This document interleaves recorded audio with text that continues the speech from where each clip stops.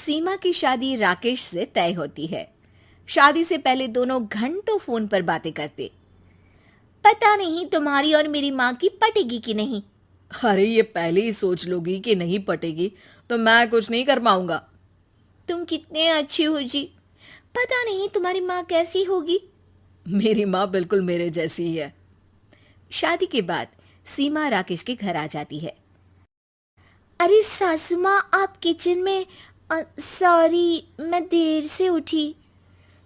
देख सीमा, या तो सास बोल ले या माँ बोल, क्या पसंद है तुझे बोलना। मैं ही बोलूंगी। सास बोलती तो मैंने किसी को नहीं सुना। अच्छा चलिए बता दे कि कितनी रोटी सेकू तेरे लिए। तू नहीं है ना तो हम लोगों को पता नहीं है। हूं तो नहीं, लेकिन इंसान हूं तो दो ही खाऊंगी।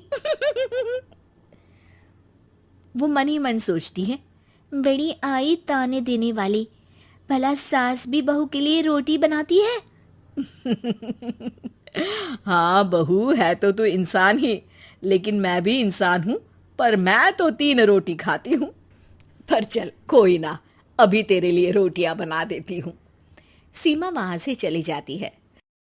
सब खाना खाने बैठते हैं कि सीमा कहती है, माँ, आप ना आज मुझे सारे घर का खाना पीना और हिसाब समझा दीजिएगा। कल से मैं घर संभाल लूंगी। अरे बेटा, तू कल ही तो ब्याह कर आई है। अभी कुछ दिन आराम कर, घूम फिर, घर तो सारी जिंदगी संभालना है।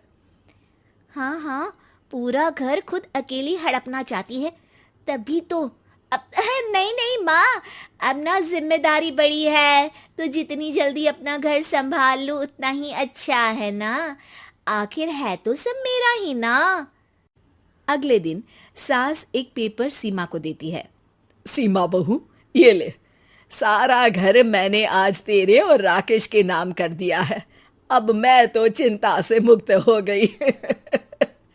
अरे माँ, इसकी क्या जरूरत थी?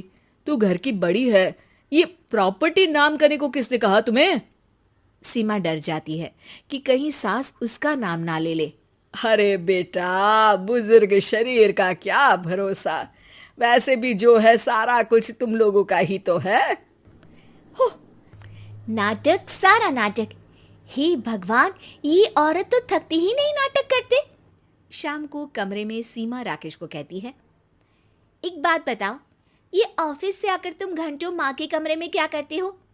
अरे तुम भी आ जाया करो ना, सुन लो क्या बातें करते हैं।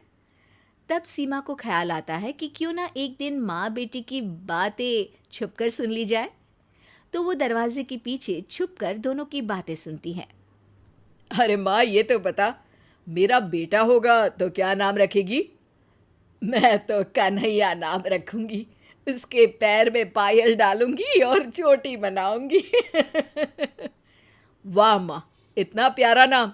तो फिर मेरा नाम राकेश क्यों रखा? अरे बेटा, तेरा नाम तो तेरे पापा ने रखा था। राकेश उनका सपना था कि तू साइंटिस्ट बने। फिर दोनों माँ बेटा अपनी पुरानी जिंदगी और रिश्तेदारों की बातें करने लगते हैं।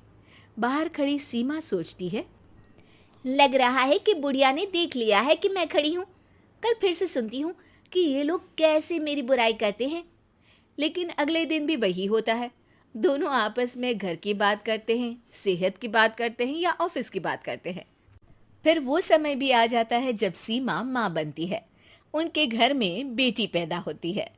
राकेश और सीमा बच्ची को लेकर घर आते हैं कि तभी बेटी का नाम कान्हा तो सोच रखा था। देखते हैं बेटी हुई है तो क्या करेंगी। खुशी थोड़ी ना होगी बुढ़िया को। तभी सीमा की सास दरवाजा खोलती है। सास ने पूरा घर गुब्बारों से सजा रखा होता है। वो हाथ में पूजा की थाली लेकर नई बच्ची का स्वागत करती है। शुक्रिया बहू, हमारे घर को चिराग देने के लिए। अब तो मुझे राकेश तेरी भी जरूरत नहीं है। ये बोलकर वो बच्ची को गले लगाकर रोने लगती है। पता नहीं खुशी में रो रही है या बेटी होने का दुख है इनको। देखो तो माँ कितनी खुश है सीमा। पता नहीं, मुझे तो लग रहा है कि बेटी है इसलिए रो रही है। बेटी की चाहत में घर सजाया होगा। बस भी करो सीमा, मेरी माँ जितना भी अच्छा कर ले तुम हमेशा उनमें कमी देखती हो। ये बोलकर वो वहाँ से चला जाता है। सीमा देखती है कि कैसे सास बच्ची को खिलाती पिलाती, उसका ख्याल रखती, उसके साथ पूरी पूरी रात जगती और बच्ची से बहुत प्यार करती। माँ जी, मुझे तो लगा था कि आपको पोता चाहिए जिसका आप कान्हा नाम रखती। अरे नहीं सीमा बहू, वो तो राकेश ने पूछा कि बेटा होगा तो क्या नाम रखूंगी। पर सच बोलूं तो मुझे बच्चियां ही पसंद है।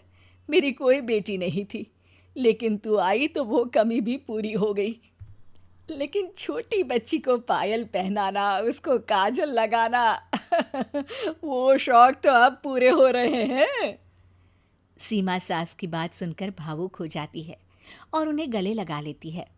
मैं समझती हूँ तुझे भी कि तू क्या सोच रही है। हाँ, क्या? यही ना कि गलत फहमी कभी नहीं पालनी चाहिए, है ना।